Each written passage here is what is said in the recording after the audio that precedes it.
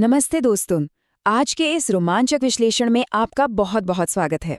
आज हम एक ऐसी खौफनाक और रहस्यमयी कहानी की गहराई में उतरने वाले हैं जो सच में किसी की भी रातों की नींद उड़ा सकती है। रहस्यमयी कुएं का विश्लेषण ये सिर्फ कोई सुनी सुनाई कहानी नहीं है, बल्कि एक ऐसा मिस्ट्री बॉक्स है जिसे हम जितना खोलेंगे उतना ही खौफ बढ़ता जाएगा। तो चलिए बिना किसी देरी के सीधे इस रहस्य पर से पर्दा उठाते हैं। जरा इमेजिन करके देखिए, रात के 12:30 बज रहे हैं। चारों तरफ बिल्कुल मौत जैसा सन्नाटा छाया हुआ है। जंगल पूरी तरह से शांत है, लेकिन यकीन मानिए इस शांति को इस सुकून देने वाली नहीं है, बल्कि आपकी हड्डियों में कंपकपी पैदा कर देने वाली है। इसी सुनसान अंधेरे जंगल के बीचों बीच एक गहरा अनदेखा खतरा छिपा है। और बस इसी खौफनाक माहौल से शुरुआत होती है हमारी आज की इस चर्चा की। भाग 1, द मिडनाइट रिचुअल, यानी आधी रात का वो खौफनाक रहस्य। चलिए देखते हैं कि आखिर ये रस्म इस पूरी कहानी की नींव कैसे रखती है। अब इस अजीब सी रस्म को ध्यान से समझिए। इसमें मुख्य रूप से 4 कदम हैं। एक शख्स जिसने सिर से पैर तक काला लबादा पहना हुआ है, हाथ में लालटेन लिए कुएं की तरफ बढ़ता है। पहला कदम, वो कुएं के बिल्कुल करीब जाता है।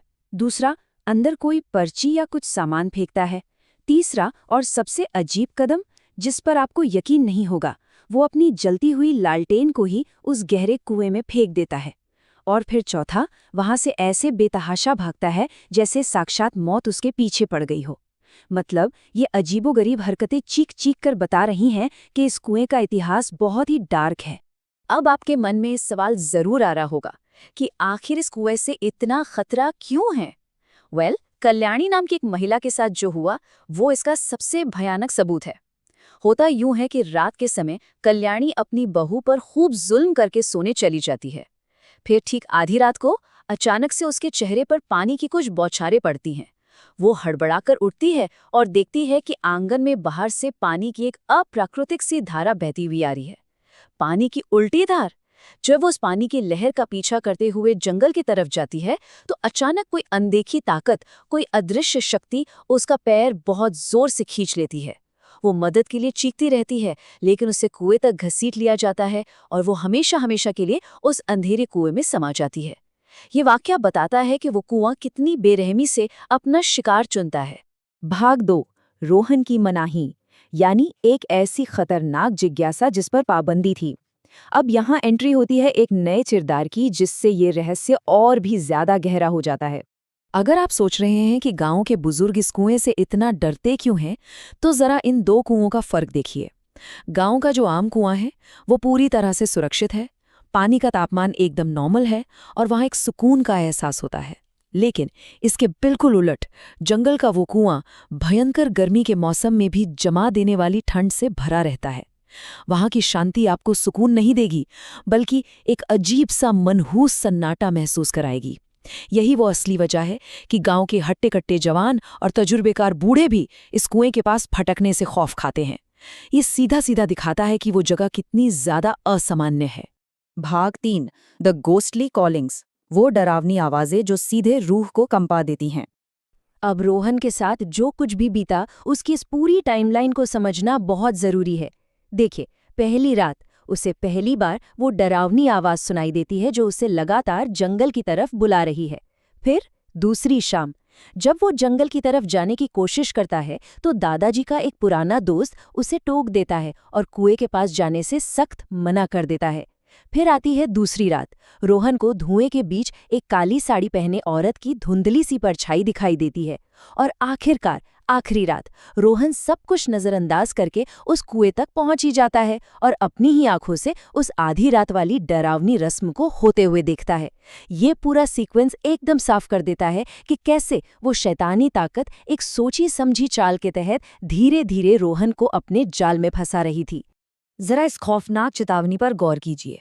रोहन, अगर तुमने किसी को भी जगाया तो मैं चली जाऊंगी, मैं तुमको जंगल घुमाऊंगी। सच कहूं तो ये सिर्फ एक डायलॉग नहीं है, ये एक बहुत ही खतरनाक मनोवैज्ञानिक जाल है। वो रहस्यमयी आवाज असल में रोहन की उसी बाल जिज्ञासा का सीधा फायदा उठा रही थी। उसे अच्छे से पता था कि बच्चे को जंगल देखने की बहुत उत्सुकता है और वो बस इसी कमजोरी का इस्तेमाल करके उसे उस गहरे अंधेरे में खींचने की कोशिश कर रही थी।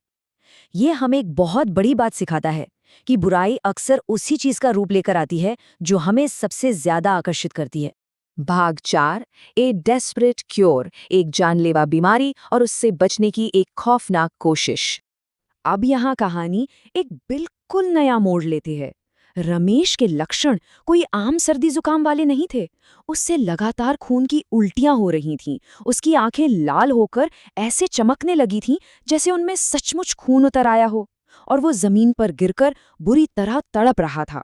हालत इतनी खराब थी कि गांव के सबसे काबिल और तजुर्बेकार वैद्य भी हाथ खड़े कर देते हैं। उनका साफ साफ कहना था कि भाई ये कोई साधारण मर्ज नहीं है और रमेश का बचना अब पूरी तरह से असंभव है। सोच कर देखिए ये सिचुएशन कितनी बेकाबू और खौफनाक हो चुकी थी।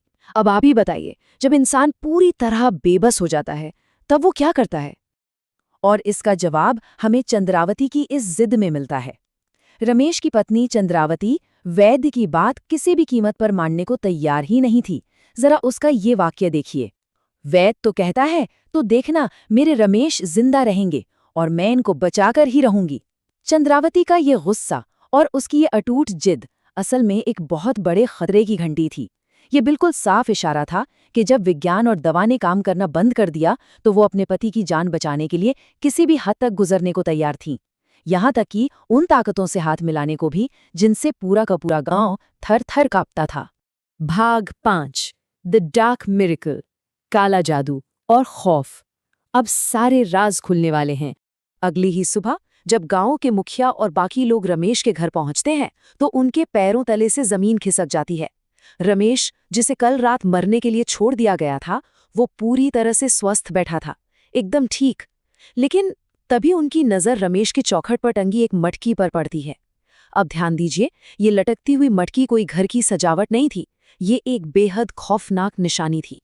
ये इस बात का जीता जागता सबूत था कि चंद्रावती ने अपने पति को मौत के मुंह से निकालने के लिए जंगल के कुएं वाली उस शैतानी ताकत के साथ एक काला और अप्राकृतिक समझौता कर लिया था। आपको शुरुआत वाली वो रस्म याद है, जो औरत रात के अंधेरे में लालटेन और कोई सामान कुएं में डाल रही थी? वो कोई और नहीं बल्कि चंद्रावती ही थी। उसने असल में उस कुएं को एक भेंट चढ़ाई थी। लेकिन इस डार्क चमत्कार की कीमत चंद्रावती ने नहीं बल्कि पूरे गांव ने चुकाई। इसके बाद से गांव में कुछ ऐसे सख्त नियम बन गए जिन्हें तोड़ना मौत को दावत देने जैसा है। सूरज ढलते ही पूरा का पूरा गांव खाली हो जाता है। लोग डर के मारे अपने अपने घरों में दुबक जाते हैं। जो गिने चुने लोग मजबूरी में बाहर पहरा देते भी हैं, वो अपनी सुरक्षा के लिए हाथों में हल्दी की गांठें लेकर चलते हैं। और सबसे बड़ा, सबसे सख्त नियम, किसी को भी भूल कर भी इस बारे में कोई सवाल पूछने की इजाजत नहीं है। ये वाकई रोंगटे खड़े कर देता है कि कैसे एक हताश और स्वार्थी फैसले ने पूरे के पूरे समुदाय को जिंदगी भर खौफ के साए में जीने पर मजबूर कर दिया। लेकिन दोस्तों, ये रहस्य यहीं पर खत्म नहीं होता है। इन तमाम पाबंदियों और इस घुटन भरे डरावने माहौल के बीच एक आखिरी सवाल है जो दिमाग को झकझोर कर रख देता है। एक बार फिर से रात के सन्नाटे में वो आवाज गूंजती है, रोहन, रोहन मेरे पास आओ, मैं आज तुमको जंगल घुमा लाती हूँ। अब जरा सोचिए, अगर कुएं में वो लालटेन और सामान चंद्रावती डाल रही थी, तो फिर ये आवाज किसकी है? क्या ये उस कुएं की वो असली पुरानी अदृश्य शक्ति है जो अब पूरी तरह से जाग चुकी है? और सबसे बड़ा सवाल, अब रोहन का अंजाम क्या होगा? आज के हमारे इस डीप डाइव विश्लेषण में बस इतना ही। इस खौफनाक सच पर और इन अनसुलझे सवालों पर गहराई से विचार जरूर कीजिएगा। ऐसे ही दिलचस्प विजुअल्स और कहानियों को डिकोड करते रहने के लिए हमसे जुड़े रहिए।